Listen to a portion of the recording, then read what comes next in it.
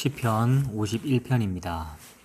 하나님이여, 주의 인자를 따라 내게 은혜를 베푸시며 주의 많은 긍휼을 따라 내 죄악을 지워주소서. 나의 죄악을 맑게 씻으시며 나의 죄를 깨끗이 제하소서. 무릇 나는 내 죄과를 아오니 내 죄가 항상 내 앞에 있나이다.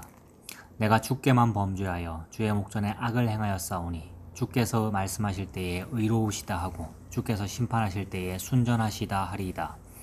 내가 죄악 중에서 출생하였으며 어머니가 죄 중에서 나를 잉태하였나이다. 보소서, 주께서는 중심이 진실함을 원하시오니 내게 지혜를 은밀히 가르치시리이다. 우슬초로 나를 정결하게 하소서. 내가 정하리이다. 나의 죄를 씻어주소서. 내가 눈보다 희리이다. 내게 즐겁고 기쁜 소리를 들려주시사 주께서 꺾으신 뼈들도 즐거워하게 하소서. 주의 얼굴을 내 죄에서 돌이키시고 내 모든 죄악을 지워주소서. 하나님이여, 내 속에 정한 마음을 창조하시고 내 안에 정직한 영을 새롭게 하소서. 나를 주 앞에서 쫓아내지 마시며 주의 성령을 내게서 거두지 마소서. 주의 구원의 즐거움을 내게 회복시켜 주시고 자원하는 심령을 주사 나를 붙드소서. 그리하면 내가 범죄자에게 주의 도를 가르치리니 죄인들이 주께 돌아오리이다. 하나님이여, 나의 구원의 하나님이여, 피 흘린 죄에서 나를 건지소서. 내 혀가 주의 의를 높이 노래하리이다. 주여, 내 입술을 열어주소서. 내 입이 주를 찬송하여 전파하리이다. 주께서는 제사를 기뻐하지 아니하시나니 그렇지 아니하면 내가 드렸을 것이라. 주는 번제를 기뻐하지 아니하시나이다. 하나님께서 구하시는 제사는 상한 심령이라. 하나님이여, 상하고 통회하는 마음을 주께서 멸시하지 아니하시리이다. 주의 은택으로 시온의 선을 행하시고 예루살렘 성을 쌓으소서. 그때에 주께서 의로운 제사와 번제와 온전한 번제를 기뻐하시리니 그때에 그들이 수소를 주의 제단에 드리리이다. 아멘. 시편 51편은 51편이라는 제호 밑을 보면 괄호를 치고 이렇게 되어 있습니다. 다윗의 시, 영장으로 한 노래. 다윗이 밧세바와 동침한 후 선지자 나단이 저에게 온 때에, 이렇게 되어 있습니다. 오늘 제가 하려고 하는 것은 다윗의 생애와 다윗의 다윗됨을 살펴보려고 하는 게 아니라 다윗을 예로 들면서 보다 깊은 내용으로 들어가려고 합니다. 시편 51편을 읽어본 이유가 있습니다. 시편 51편에는 굉장히 중요한 내용이 하나 나옵니다. 16절을 보시면 주는 제사를 즐겨 아니하시나니 그렇지 않으면 내가 드렸을 것이라. 주는 번제를 기뻐 아니하시나이다. 하나님의 구하시는 제사는 상한 심령이라. 하나님이여, 상하고 통회하는 마음을 주께서 멸시치 아니하시리이다. 16절과 17절에 있는 말씀을 우리가 다윗 그러면 깜빡 죽어서 보기 때문에 다윗이 한 이야기인데 여기에 하자가 있으리라고는 전혀 생각지 않습니다. 사실은 신약의 사도 바울이 이 내용을 기록했다면 우리가 이해가 가지만 구약의 인물인 다윗이 이런 구절을 썼다는 것은 아주 혁명적인 사건입니다. 구약의 전 신앙의 체제는 제사라는 것으로 압축되어 있었고 그 외에 다른 방법이 있으리라고 생각할 수도 없고 또 실제로 있지도 않았습니다. 그가 자기는 제사를 드리지 않겠다고 하는 정도가 아니라 하나님은 제사를 즐겨하지 않는 분이라고 하는 것입니다. 여러분, 이스라엘 민족에게 있어서 가장 중요한 게 뭐냐 하면 제사법입니다. 출애굽기, 레위기에 걸쳐서 나타난 제사장을 뽑는 방법, 구별하는 방법, 그들이 연례 행사처럼 드려야 하는 제사들, 매일 제사를 드립니다.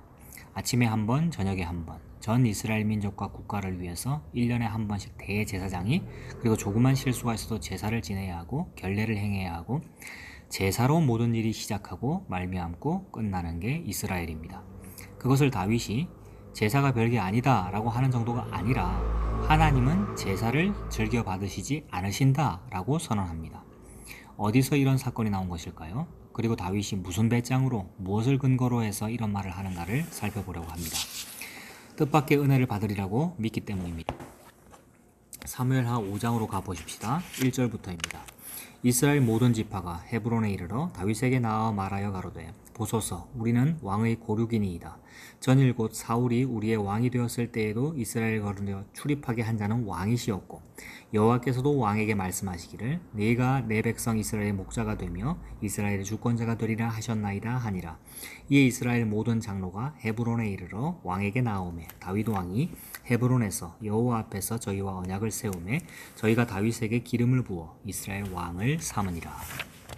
재미있는 내용입니다. 다윗이 왕으로 기름 부음을 받아놓고도 꼭 왕권을 행사하고 왕위에 앉은 것은 아닙니다. 그는 왕이 되었는데도 불구하고 사울 왕이 퇴위되어 있지 않았기 때문에 상당히 오랫동안 사울에게 쫓겨다녔고 생명의 위협을 받으면서 도망다니는 시간이 오래되었습니다.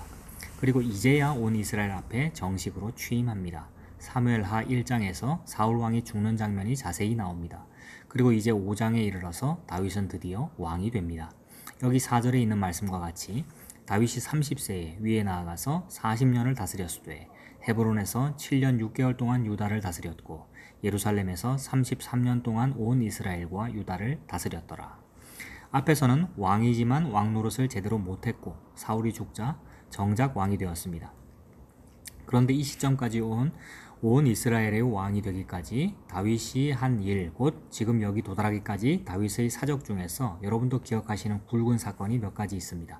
사울이 죽기까지, 사울이 죽어서 지금 다윗이 드디어 이스라엘 모든 민족 앞에 공식적인 왕으로 취임하기까지 가장 큰 사건이 있다면 무엇이 있겠습니까?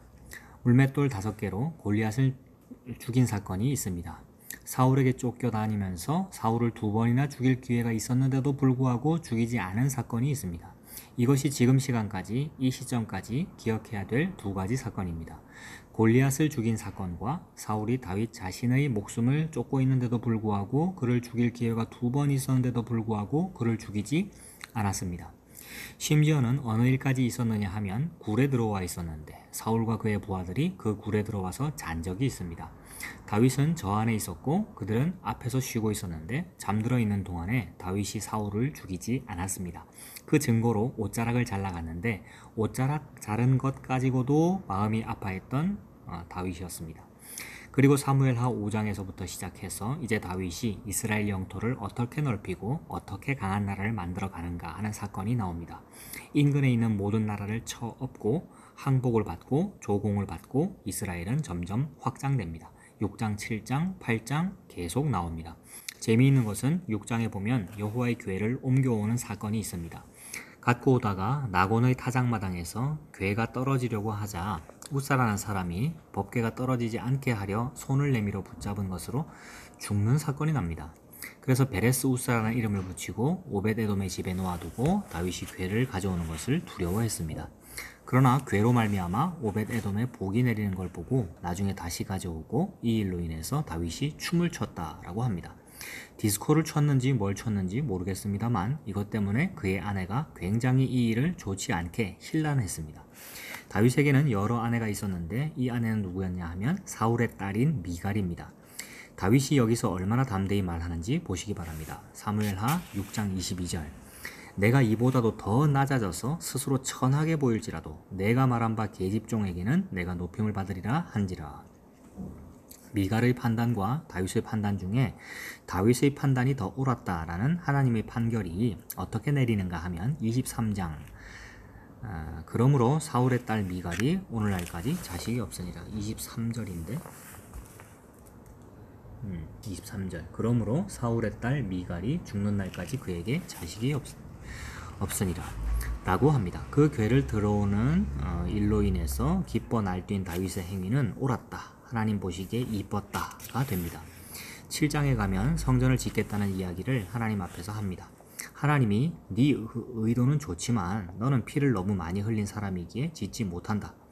그래서 다윗이 자기는 짓지를 못할지라도 자기 자손 중에서 누가 짓든지 지을 때 불편함이 없도록 마음껏 은금을 모아 놓았는데 다윗이 솔로몬에게 남겨놓은 금과 은이 한 조사에 의하면 금은 지금 2.5톤 트럭으로 79대분이랍니다. 은은 2.5톤 트럭으로 300대분입니다. 여러분, 솔로몬이 지은 예루살렘 성전이라는 건 이루 형언할 수 없이 아름답습니다. 그걸 다윗이 남깁니다. 그 뒤에도 계속해서 다윗의 성공들이 나오고 또 하나 재미있는 것은 9장에 가시면 사울의 집에 남아있는 사울 자손을 옛날 같으면 한 왕가와 충돌해서 싸우면 나중에 모반을 할까 봐서 상대를 멸하는 법인데 다윗은 그 중에 남아있는 자를 불러서 선대를 하는데 어느 만큼 선대를 하느냐 하면 왕의 식탁에서 같이 식사를 하게 해줍니다. 이름이 무비보셋입니다. 그를 살려주는 가장 큰 이유는 그가 요나단과 가졌던 우정을 근거로 해서 그랬습니다. 여기까지 우리가 살펴보면 이런 사실을 알게 됩니다. 다윗이 신앙도 뛰어났고 인간미로도 뛰어났고 용맹으로도 말할 수 없고 정치가로도 부족함이 없음을 알 수 있습니다. 군사로나 정치가로나 또 한 남자로나 지나오다가 현대에 맞지는 않지만 처첩도 여러 데리고 있었을 것입니다. 뭐 부족할 게 없는 사람이라는 것으로 계속 진행이 되고 있습니다. 그래서 우리는 다윗 때문에 많이 속습니다. 우리는 성경이 이런 내용들을 왜 기록하고 있는가 하는 성경의 기록 방식에 대해서 좀 더 날카로운 눈을 갖고 익숙해질 필요가 있습니다. 이렇게 해놓는 이유가 있습니다. 11장에 가보십시오. 해가 돌아와서 왕들의 출전할 때가 되매 다윗이 요압과 그 신복과 온 이스라엘 군대를 보내니 저희가 암몬 자손을 멸하고 랍바를 에워쌌고 다윗은 예루살렘에 그대로 있으니라. 저녁 때에 다윗이 그 침상에서 일어나 왕궁 지붕 위에서 거닐다가 그곳에서 보니 한 여인이 목욕을 하는데 심히 아름다워 보이는지라. 다윗이 보내어 그 여인을 알아보게 하였더니 고하되 그는 엘리암의 딸이요 햇사람 우리아의 아내 밧세바가 아니니까. 우리가 잘 아는 밧세바 사건이 터집니다.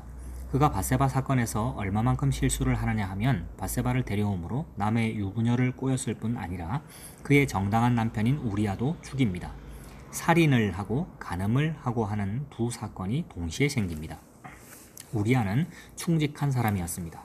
다윗이 밧세바와 동침하고 아이를 갖게 되자 그 사실을 숨기려고 전쟁터에 있던 밧세바의 남편 우리아를 부릅니다.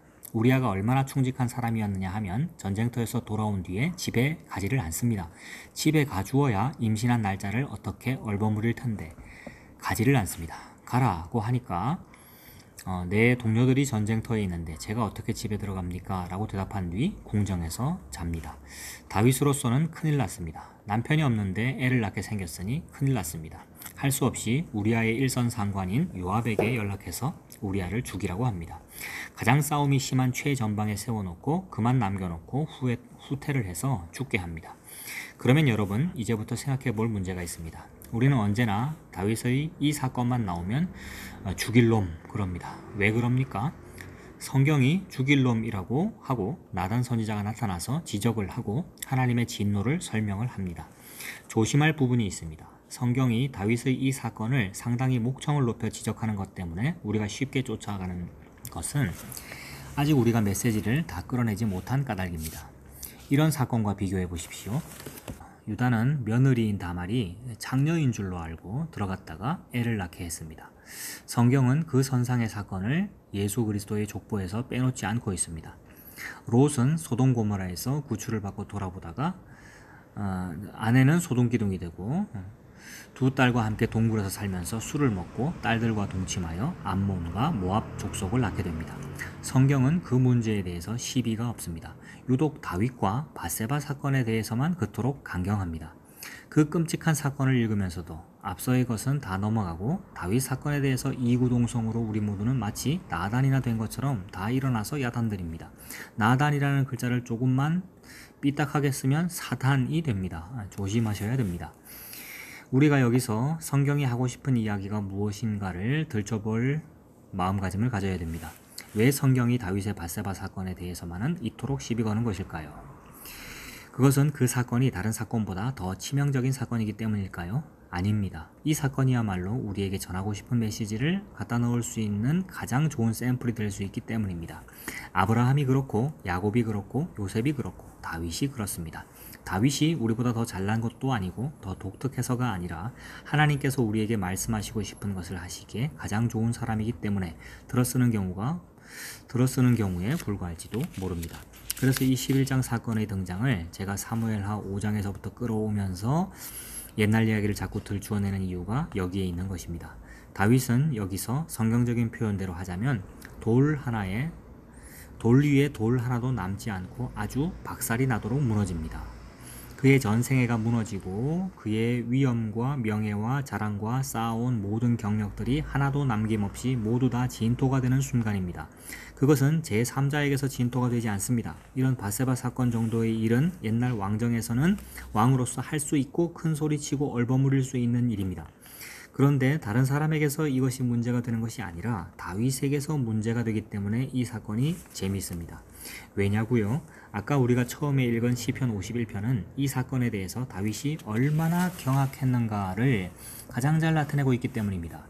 다윗이 이 문제에 대하여 얼마나 치명적으로 고통스러워하고 놀랐는지에 대해서 우리가 생각하는 것은 기껏 큰 죄를 지었기 때문일 거라고 쉽게 생각해 버립니다. 이 죄가 남다른 죄이기 때문에 저가 이토록 고통스러워했고 부끄러워했고 이만큼 크게 회개했을 거라고 여기기 쉽습니다. 그러나 아닙니다. 이것이 더 큰 죄는 아닙니다. 다만 다윗에게는 이 사건이 심각한 싸움일 이유가 있습니다. 하나님의 인도하심은 다윗을 이런 궁지에 몰아넣었습니다. 우리가 생각해보면 다윗은 골리앗을 때려잡는 순간에 있어서도 역사상 그 유래를 찾아볼 수 없을 만큼 완벽한 신자이고 완벽한 신앙의 거인입니다. 그가 던진 물맷돌이 골리앗의 이마에 맞은 정도가 아닙니다. 이마에 박혀버립니다. 돌이 살에 박혀버리려면 도대체 초속 몇 킬로로 날아가야 하는지 아십니까? 돌이 어떻게 이마에 박힙니까? 그러나 다윗이 그 일을 경험한 사람입니다. 뒤집어 말씀드리면 이렇게 됩니다. 그것이 다윗의 힘이었겠습니까? 하나님의 힘이었겠습니까? 하나님의 힘입니다. 여러분은 늘 이렇게 생각합니다. 우리의 신앙의 습관은 다윗이 하나님을 믿고 나가자 하나님이 그를 도와서 그의 던지는 물맷돌에 성령의 힘으로 이마에 박히도록 했다. 이렇게 한번 풀어보세요. 그러면 하나님은 다윗에게 힘을 주어 돌을 던져 이마에 박히는 성공까지 주어놓고 왜 이제 처 없는가? 이쪽으로 끌고 와 보시기 바랍니다. 무지하게 재미있어집니다. 오늘 이 순간에 납작하게 메밀묵을 박영선 목사님이 지금 설교문을 이렇게 쓰신 건데 그러니까 그렇게 훌륭한 다윗이라고 높이는 듯하게 기록되어 있어 놓고는 왜 지금은 납작하게 메밀묵을 이렇게 만들어 버리시는가? 이렇게 재미있게 표현하시려고 이렇게 쓰신 것 같습니다. 저는 목사가 된 다음에도 이런 말버릇을 못 고쳐 죄송하게 여깁니다. 박영선 목사님 설교 중에 이렇게 좀 쌍소리도 많이 하시고 그 북한에서 이제 내려오셔서 그쪽 욕을 많이 하신다 뭐 이런 말씀을 전에도 하셨던 적이 있는데 어떤 다른 목사들 엉뚱한 설교하는 목사들한테도 완전 쌍욕을 하시면서 설교하신 적도 있고 그러시죠. 그 녹음된 거 옛날에 들은 적도 있는데 지금은 그 파일이 어디 있는지 모르겠네요. 아무튼 저는 목사가 된 다음에도 이런 말버릇을 못 고쳐 죄송하게 여깁니다. 참 이것도 고민 중에 하나입니다. 어떻든 말투는 그래도 극적 표현으로는 그보다 더 좋은 표현이 없습니다. 지금 더 이상 낮아질 수 없을 만큼 낮아지기 위해서는 그만큼 높여놓는 것이 상대적으로 필요합니다. 그가 원래 거렁뱅이였으면 낮아져 봤자 뭘 더 낮아질 게 있습니까? 믿어야 본전이지요. 그러나 그를 너무 높였기 때문에 지금 다윗의 추락은 상대적으로 깊어 보입니다. 그리고 이 추락이 무엇인가가 메시지의 요점이 있기 때문에 그를 높여놓는 것은 진정한 높임이 아니라는 이야기일 수도 있습니다. 조금씩 감을 잡으셔야 됩니다.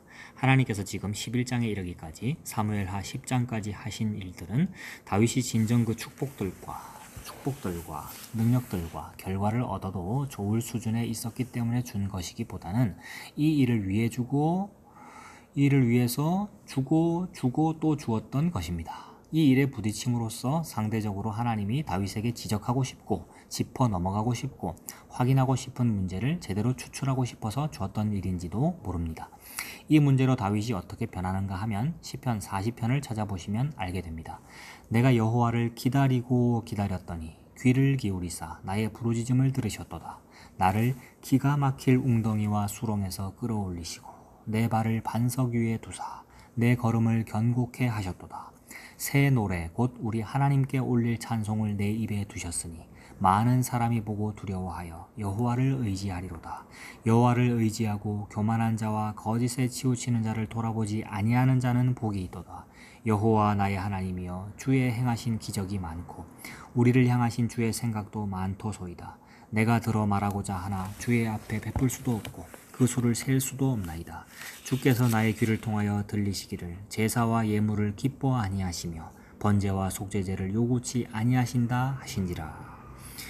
여기에 다시 아까 시편 51편에서 봤던 그 기가 막힌 이야기가 다시 나옵니다. 그런데 이번에는 이 문제가 어떻게 등장하느냐 하면 6절에 보면 주께서 나의 귀를 통하여 들리시기를 제사와 예물을 기뻐 아니하시며 번제와 속죄제를 요구치 아니하신다고 합니다.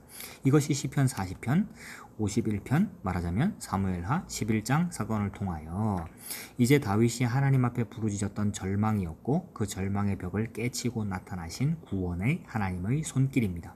번제와 속죄제를 요구치 않는다는 사실입니다.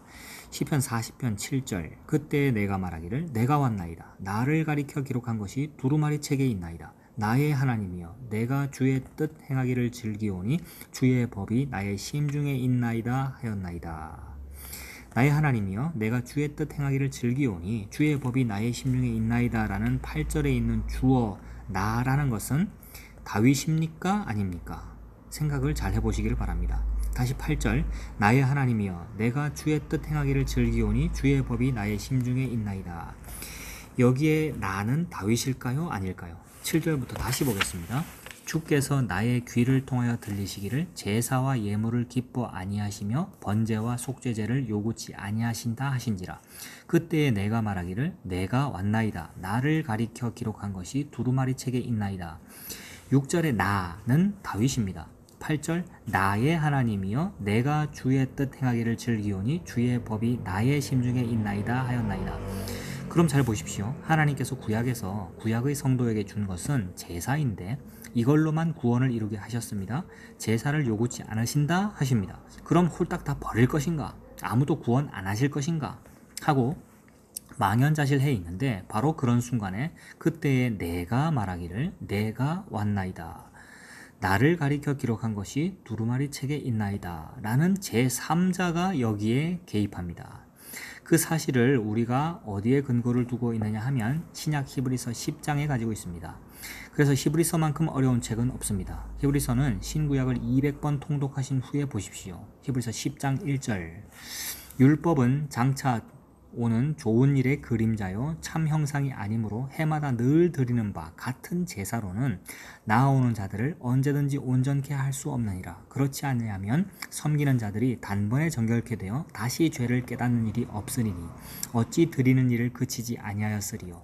그러나 이 제사들은 해마다 죄를 생각하게 하는 것이 있나니 이는 황소와 염소의 피가 능히 죄를 없이 하지 못함이라. 이 앞의 말씀은 제사가 인간의 죄를 다 씻을 수 없는 하나의 상징에 불과한가 하는 것입니다. 그리고 5절 그러므로 세상에 임하실 때 가라사대 내가 말하기를 하나님의 뜻을 행하러 왔나이다. 앞에 있는 제물이 아닌 이젠 온전한 제물로 오신 예수 그리스도입니다. 아까 그 나가 예수 그리스도입니다. 앞에 있었던 구약의 제사법들이 이 예수 그리스도의 상징에 불과했습니다. 실제로 죄는 이 때문에 씻어집니다. 하나님이 제사와 예물을 원치 아니하시고 오직 나를 위하여 한 몸을 예비하셨도다. 전체로 번제함과 속죄제는 기뻐하지 아니하시나니 이에 내가 말하기를 하나님이여 보시옵소서 두루마리 책에 나를 가리켜 기록한 것과 같이 하나님의 뜻을 행하러 왔나이다. 이 나가 누구입니까? 예수님입니다. 이 사실을 다윗이 아는 것입니다. 어떻게 알게 되느냐 하면 밧세바 사건 때문에 알게 됩니다. 밧세바 사건만큼 중요한 사건이 없습니다. 다윗은 지금 어떻게 생각하고 있는 것입니까? 구약 성도들이 대부분 오해한 것 같이 제사를 드리는 것이 구원의 한 조건이라고 생각하고 있습니다. 이건 오늘날 신자들에게도 늘 있는 실수입니다. 예배를 드리는 것이 구원의 조건이 될 것이라는 생각을 누구나 할 것입니다. 헌금을 드리는 것도 구원의 조건이라는 실수를 누구나 합니다. 어디에 그런 사상이 묻어 있는지 아십니까? 여러분, 잘못해 놓았다는 것이 확실한 가책으로 올 때, 지난번에 주일을 한 달을 빼먹고 골프를 치러 갔다. 우승은 했지만 마음이 찜찜하다. 그러면 우리는 2배로 헌금을 하고 싶습니다. 그러면 마음이 좀 개운해지지요. 우리에게 의외로 이런 사상이 있습니다.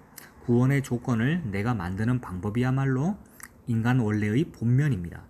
그래서 제사도 대부분의 사람들은 제사를 드렸으니까 라고 생각했지 제사가 무엇을 의미하는지에 대해서 보통 깊이 이해를 하지 못했던 것입니다.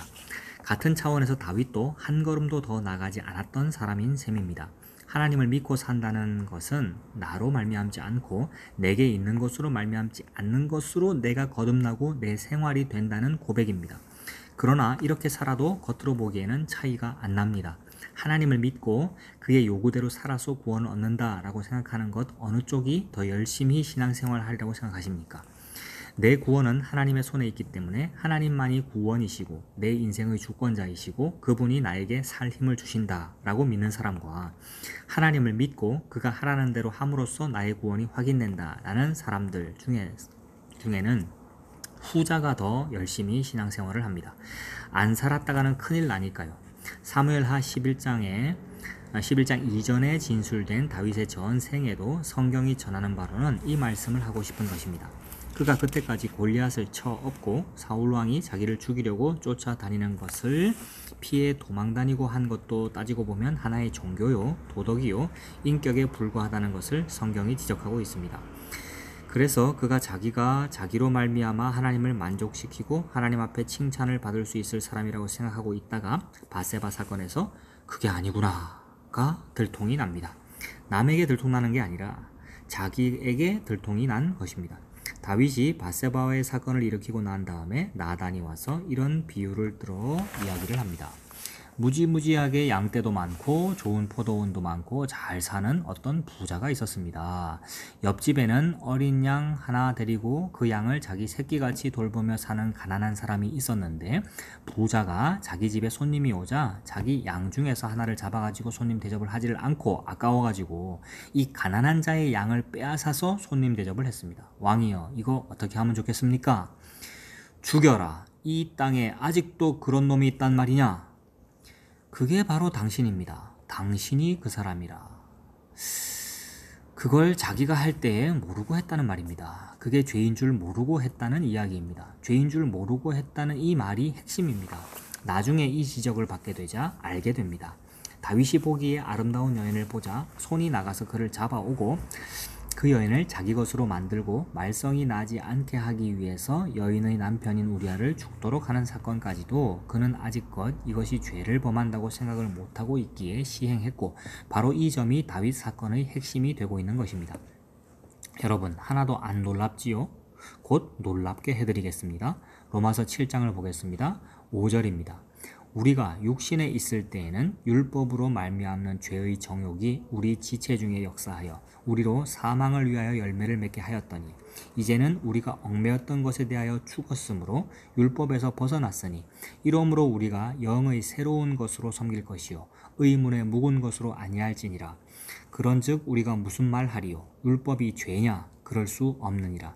율법으로 말미암지 않고는 내가 죄를 알지 못하였으니 곧 율법이 탐내지 말라 하지 아니하였다면 내가 탐심을 알지 못하였으리라. 사도 바울의 고백입니다.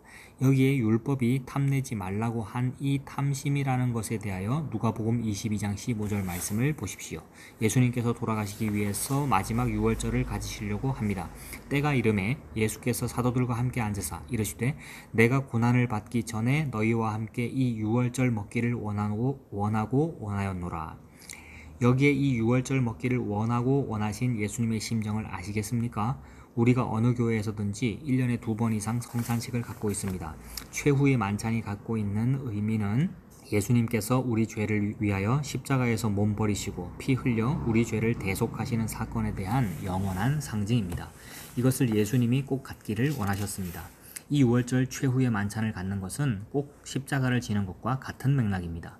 예수님은 십자가를 지시려고 이 땅에 오신 분입니다. 이 최후의 만찬도 같은 개념에서 지금 원하고 원하신 일입니다.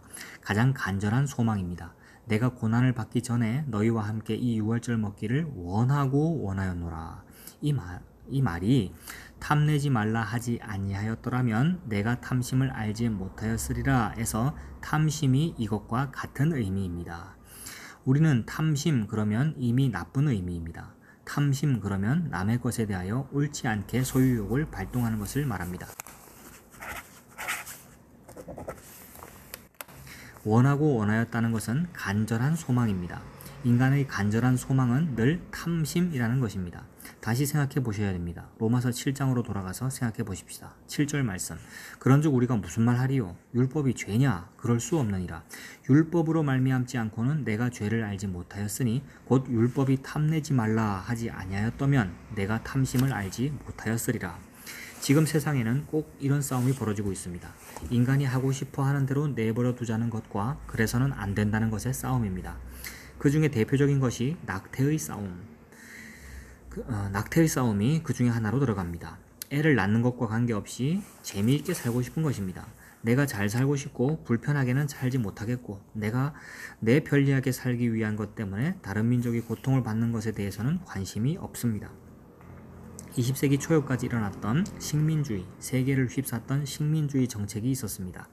거기에 모든 아시아와 아프리카 국가가 피해자들입니다. 지금도 세계는 공평하지 않습니다. 유럽, 북미주에 사는 코 큰 사람들 때문에 대부분의 인류가 고통 속에 살아야 합니다.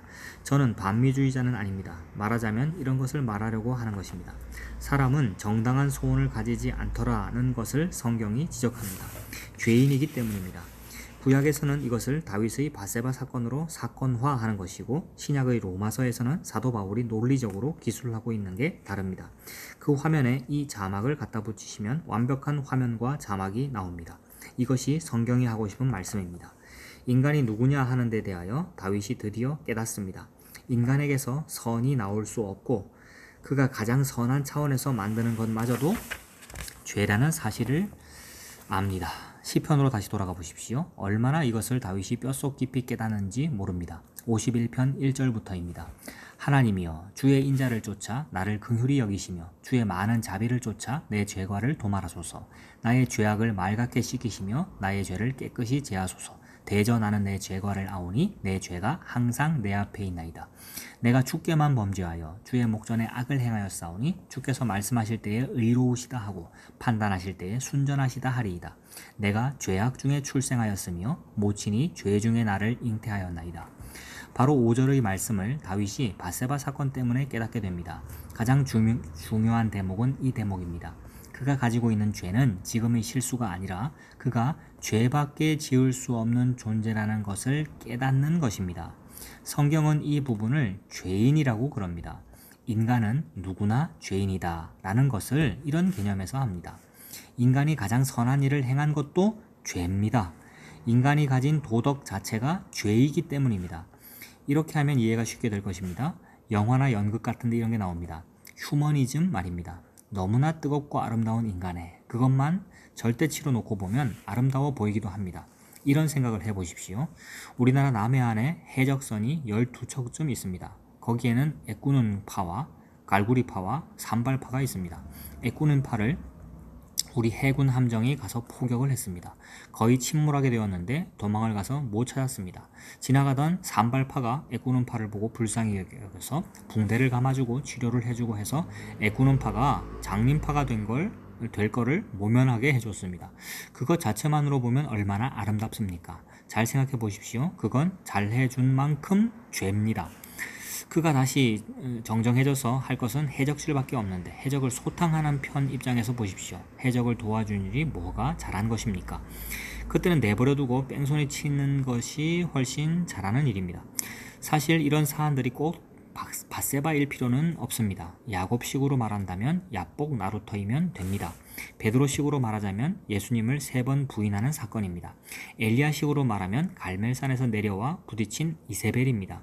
그런 사건을 통하여 드디어 인간이 내가 누군가를 아는 처절한 좌절의 골목에 부딪히는 것이야말로 신자들의 최고의 특권입니다. 여러분, 마태복음의 산상설교의 최초의 복이 심령이 가난한 자 복이 있나니. 그 말은 원어대로 직역하면 이렇게 됩니다. 복이 있는 자는 심령이 가난한 자다. 심령이 가난해져야 복이 따라오는 게 아니라 하나님 앞에 복을 받은 자는 심령이 가난한 자입니다. 심령이 가난해진다 라는 뜻은 벽에 부딪힌 사람들을 말합니다. 인간이 누구냐? 내가 누구냐? 여기에 대해서 풀 수 없는 좌절과 몸부림 속에 들어간 자입니다. 그 자만이 드디어 구세주의 필요성을 인정하기 때문입니다. 신앙생활에서 제일 큰 문제가 무엇인지 아십니까? 예수를 믿었다고 하면서 하나님이나 예수님이 나의 인생의 주인 되기를 거부하는 사실일 것입니다. 내가 하나님 믿고 있으니까 하나님 비키시오 라는 식입니다. 믿고 있으니까요. 이것만큼 우리한테 헷갈리는 신앙생활은 없을 것입니다. 가장 재미있는 것 중에 하나가 기도입니다. 기도란 절대 알라딘의 램프를 문지르는 행위가 아닙니다. 알라딘의 램프를 문지르면 검은 연기와 함께 마왕이 나타납니다. 그리고 이렇게 말합니다. 주인님 부르셨습니까? 오냐 내가 배가 고프다 한 상 차려 올려라.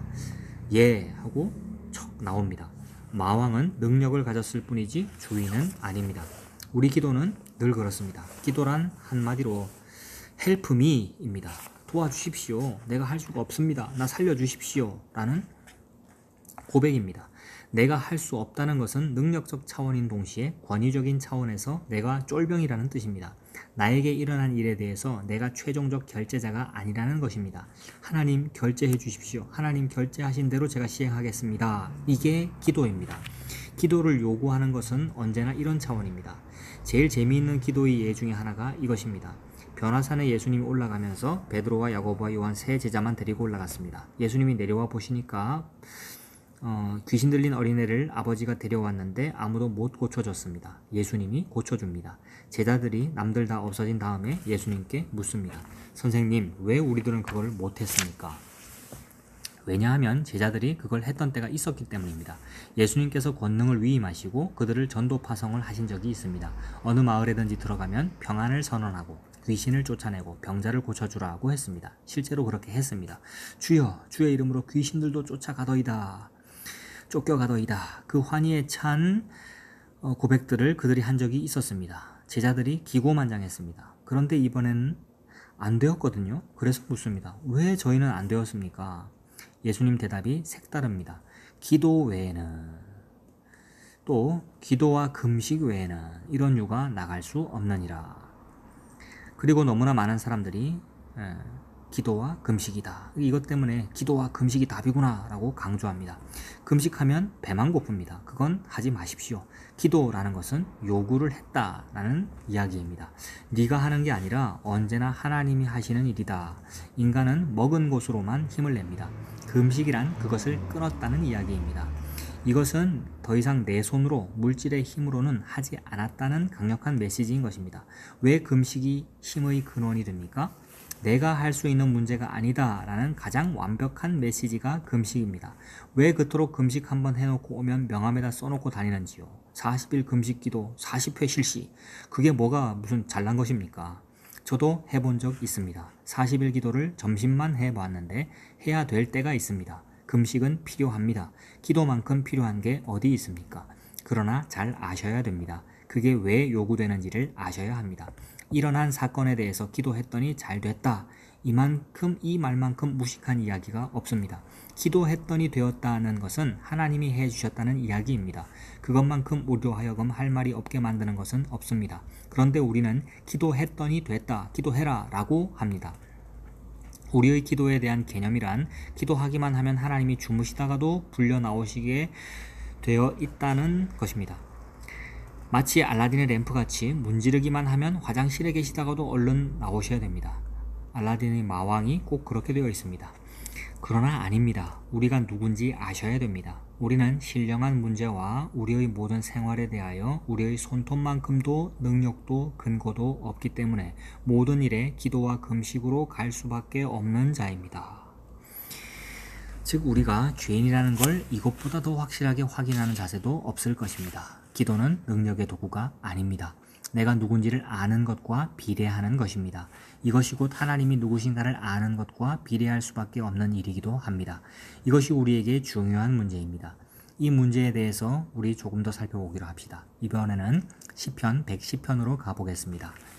1절입니다. 여호와께서 내 주에게 말씀하시기를 내가 네 원수로 네 발등상 되게 하기까지 너는 내 우편에 앉으라 하셨도다. 여러분은 이 본문이 익숙하지 않으십니까? 이 본문은 복음서에 다 인용되어 있습니다.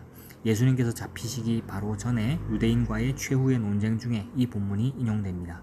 예수님이 유대인들에 의해 자신이 하나님과 동등되다라고 해서 참남죄로 처형을 받습니다. 그러자 예수님이 이 본문을 인용합니다. 다윗이 말하기를 여호와께서 내 주에게 말씀하시기를 내가 네 원수로 네 발등상 되게 하기까지 너는 내 우편에 앉으라 하셨도다. 다윗이 누구를 주라고 하셨다고 합니까? 예수님인데 유대인들에게는 이렇게 되어 있습니다. 그들에게 올 자손은 다윗의 자손인데 다윗이 그의 자손으로 올 자를 왜 주라고 하겠느냐? 자기 자손에게 왜 주라고 하겠느냐? 그가 벌써 몇십 대 선조에게 주라고 호칭을 받을 수준이라면 사람의 수준의 정도에 불과했겠는가 하는 예수 그리스도가 하나님을 동등되게 취하는 데 대하여 갖다 건 문제에 대한 대답으로 제시합니다. 그런데 문제는 이것입니다. 다윗이 자기의 후손으로 올 메시아가 하나님인 것을 압니다. 왜 알게 되었을까요? 다윗 사건을 통틀어 봐도 밧세바 사건 외에는 이유가 없습니다. 시편 40편, 51편 그것이 가장 굵은 증거입니다. 인간의 구원이 스스로의 힘과 조건과 노력으로가 아니라 하나님 쪽에서 준비된 하나님으로 말미암는 방법으로 될 것이라고 그가 압니다. 그들의 죄를 짊어질 이가 소나 양이나 염소가 아닌 하나님께서 친히 제물로 오실 것을 그가 압니다. 왜요? 그의 죄를 씻기에는 소나 양 가지고는 안 된다는 것을 그가 알게 되었기 때문입니다. 이것이 밧세바 사건의 위대함입니다. 이렇게만 된다면 서너 번 정도 당해도 괜찮을 것 같습니다. 2절을 보시면 여호와께서 시온에서부터 주의 권능의 호를 내어 보내시리니 주는 원수 중에서 다스리소서. 주의 권능의 날에 주의 백성이 거룩한 옷을 입고 즐거이 헌신하니 새벽 이슬 같은 주의 청년들이 주께 나오는도다. 여호와는 맹세하고 변치 아니하시리라. 이르시기를 너는 멜기세덱의 반차를 쫓아 영원한 제사장이라 하셨도다. 주의 우편에 계신 주께서 그 노하시는 날에 열왕을 쳐서 파하실 것이라. 열방 중에 판단하여 시체로 가득하게 하시고 여러 나라의 머리를 쳐서 파하시며 길가의 시냇물을 마시고 인하여 그 머리를 드시리로다. 여호와께서 예수 그리스도를 보내시고 그가 심판하실 것도 아시며 동시에 그가 멜기세덱을 쫓아 영원한 제사장이 될 것이라고 합니다. 여러분, 성경에 멜기세덱이 나오는 데를 아는 대로 제시해 보십시오. 아브라함 사건, 히브리서, 그리고 여기에만 나옵니다. 성경에는 이 세 번밖에 안 나옵니다. 그 잘난 사도 요한도 멜기세덱의 이야기를 건드리지 못합니다. 멜기세덱은 시작도 없고 힌트도 없이 불쑥 나타났다 사라집니다. 궤도 루팡 같습니다. 멜기세덱 이야기는 아브라함에서 한번 그가 소돔 고모라에 있던 롯이 가나안 왕국의 전쟁 바람에 잡혀갔을 때 가서 쳐엎고 롯을 탈환하고 오다가 만난 사건에서 한 번, 그리고 여기서 한 번, 히브리서 5장에 보시면 대제사장마다 사람 가운데서 취한 자이므로 하나님께 속한 일에 사람을 위하여 예물과 속죄하는 제사를 드리게 하나니 저가 무식하고 미혹한 자를 능히 용납할 수 있는 것은 자기도 연약에 쌓여 있음이라. 이러므로 백성을 위하여 속죄제를 드린과 같이 또한 자기를 위하여 드리는 것이 마땅하니라. 이 존귀는 아무나 스스로 취하지 못하고 오직 아론과 같이 하나님의 부르심을 입은 자라야 할 것이니라. 또한 이와 같이 그리스도께서 대제사장 되심도 스스로 영광을 취하심이 아니요 오직 말씀하신 이가 저더러 이르시되 너는 내 아들이니 내가 오늘 너를 낳았다 하셨고 또한 이와 같이 다른 데 말씀하시되 네가 영원히 멜기세덱의 반차를 쫓는 제사장이라 하셨으니 그는 육체에 계실 때에 자기를 죽음에서 능히 구원하실 이에게 심한 통곡과 눈물로 간구하셨다 라고 합니다. 7장에 보면 이 멜기세덱은 살렘 왕이요 지극히 높으신 하나님의 제사장이라 여러 임금을 쳐서 죽이고 돌아오는 아브라함을 만나 복을 빈 자라. 아브라함이 일체 10분의 1을 그에게 나누어 주니라. 그 이름을 번역한즉 첫째 의의 왕이요 또 살렘 왕이니 곧 평강의 왕이요 아비도 없고 어미도 없고 족보도 없고 시작한 날도 없고 생명의 끝도 없어 하나님 아들과 방불하여 항상 제사장으로 있느니라. 이 사람의 어떻게 높은 것을 생각하라. 조상 아브라함이 노략물 중 좋은 것으로 10분의 1을 저에게 주었느니라. 레위의 아들들 가운데 제사장의 직분을 받은 자들이 율법을 쫓아 아브라함의 허리에서 난 자라도 자기 형제인 백성에게서 10분의 1을 취하라는 명령을 가졌으나 레위 족보에 들지 아니한 멜기세덱은 아브라함에게서 10분의 1을 취하고 그 약속 얻은 자를 위로하여 복을 빌었더니 폐일원하고 낮은 자가 높은 자에게 복빔을 받느니라. 멜기세덱은 이것 때문에 등장합니다. 12지파를 이스라엘에게 갈라놓은 이유 중에 하나는 제사 직분은 레위 지파만 갖습니다. 예수님을 상징하기 위하여 레위 지파를 구별하고 제사라는 모든 제사 제도를 주었습니다. 제사장도 예수님을 상징하고 제사법도 제물도 예수님을 상징합니다. 그런데 여러분 생각해 보십시오. 만일 그렇다면 예수님이 레위 지파로 오는 게 마땅합니까? 기왕 레위 지파를 들어서 제사장 직분을 맡겨놓았을 바에야 예수님이 레위 지파로 오는 게 마땅하지 않습니까? 그런데 그렇게 하지 않고 유다 지파로 옵니다. 이것 때문에 순전히 12지파로 갈라놓습니다.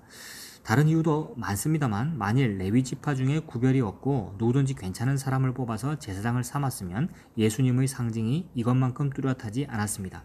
이렇게 갈라놓았기 때문에 레위 지파로 제사장을 삼으면서 실제로 예수님은 유다에서 뽑음으로써 이 지파의 육신적인 후손이 아니라 이것은 상징에 불과하고 본체이신 예수님을 상징하기 위해서 이 지파를 구별했다는 것이 뚜렷해집니다. 만일 그렇게 안 하고 이 지파에서 태어나셨으면 예수님이 하나님으로 인식되기보다는 레위 지파의 뛰어난 한 사람이 되고 말 가능성이 있기 때문에 이걸 갈라놓습니다. 그리고도 그걸 확실히 하기 위해서 누구를 들어 놓았느냐 하면 아브라함으로 하여금 멜기세덱의 앞에 꿇어 엎드리게 함으로써 이제 오실 예수님의 제사장 직분과 그분의 지위가 얼마나 높고 독특한가를 일단 멜기세덱으로 상징을 시키려고 합니다. 어떤 상징, 여기에 나오는 것 같이 그는 아비도 없고 어미도 없고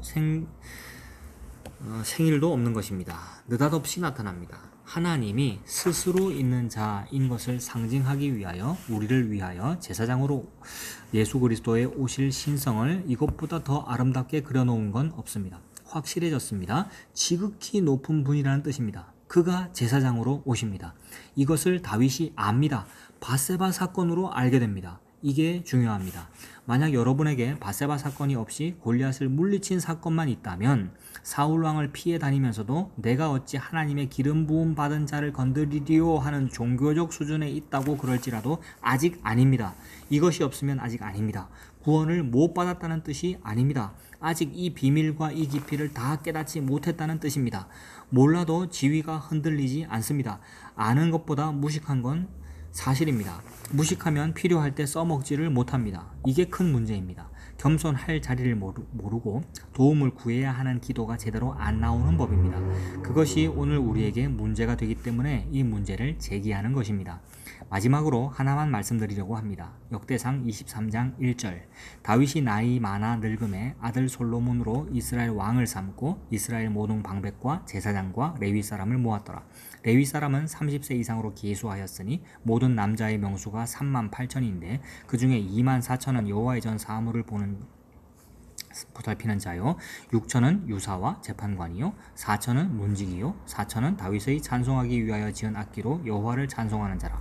다윗이 레위의 아들 게르손과 그핫과 므라리의 각 족속을 따라 그 반열을 나누었더라. 그래서 쭉 뒤에 보시면 반열을 나눈 내용이 나옵니다. 다윗이 했습니다. 이스라엘에서는 왕이라 할지라도 제사장 직분에 대해서는 이런 반구도 간섭을 못하게 되어 있습니다. 민주사회에서 3권이 분립된 것 같이 이스라엘 민족에게 있어서는 정치권, 제사권, 선지권은 서로 분리되어 있습니다. 어느 쪽도 어느 한쪽을 손대지 못합니다. 오히려 센 쪽이 있다면 선지자나 제사장 직분이 더 셉니다.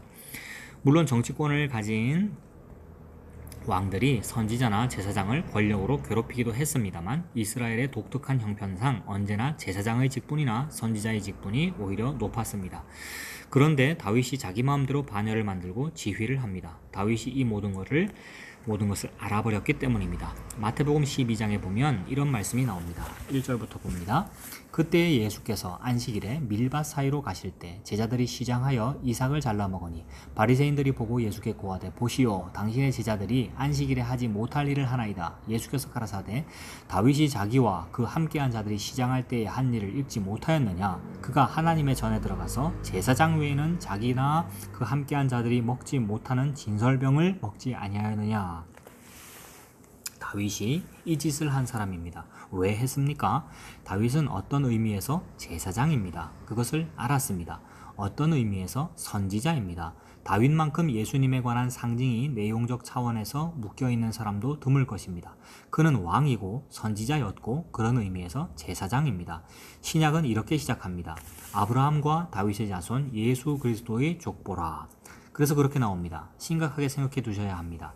사도행전 13장을 찾으시면 20절 말씀부터 그 후에 선지자 사무엘 때까지 사사를 주셨더니 그 후에 저희가 왕을 구하거늘 하나님이 베냐민 지파 사람 기스의 아들 사울을 40년간 주셨다가 패하시고 다윗을 왕으로 세우시고 증거하여 가라사대 내가 이새의 아들 다윗을 만나니 내 마음에 합한 사람이라 내 뜻을 다 이루게 하리라 하시더니 하나님이 다윗에게 이룬 일이 무엇입니까? 성전을 지었습니까? 이스라엘을 더불어 천국을 만들었습니까? 온 세상을 다 정복했습니까?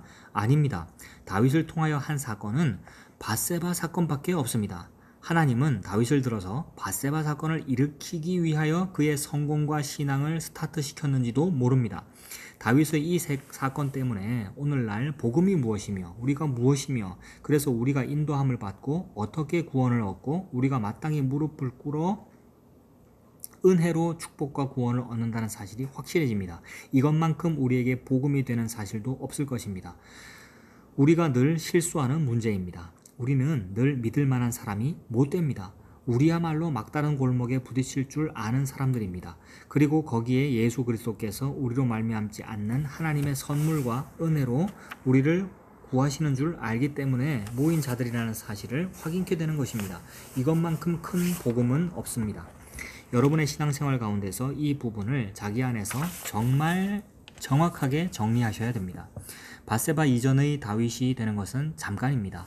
얼마나 많은 사람들이 사울은 천천히요 다윗은 만만이라 여기서 머물고 놀고만 있는지 모릅니다. 하나님의 법궤를 들여오는 것으로 기뻐하고 춤추고 잘하는 것입니다. 물론 틀렸다는 말이 아닙니다. 성전을 짓겠다고 금을 트럭으로 80대분이나 모아놓고 은을 300대분이나 모아놓았는지도 모릅니다. 이것도 잘못되었다는 이야기는 아닙니다. 그러나 그 밑바닥이 과연 주여 주는 제사를 원치 아니하십니다. 주께서 원하시는 제사는 상한 심령이니이다. 주께서 통회하는 마음을 괄시치 아니하시나이다. 이 고백이 있는 차원에서 신앙을 쌓아놓고 있는가 하는 것입니다. 이것 없으면 무너집니다. 이것으로 여러분의 기초를 쌓으십시오. 그 사람은 정말 기도가 됩니다. 시편 51편의 기도의 첫 절은 다 이겁니다. 자비와 인자와 긍휼, 이 단어만큼 신자들이 늘 외쳐야 하는 단어는 없습니다. 자비와 인자와 긍휼로 나를 다스려 주시옵소서. 이 기도가 오늘 밤 여러분 모두의 심령에 깊이 아로새겨지기 바랍니다.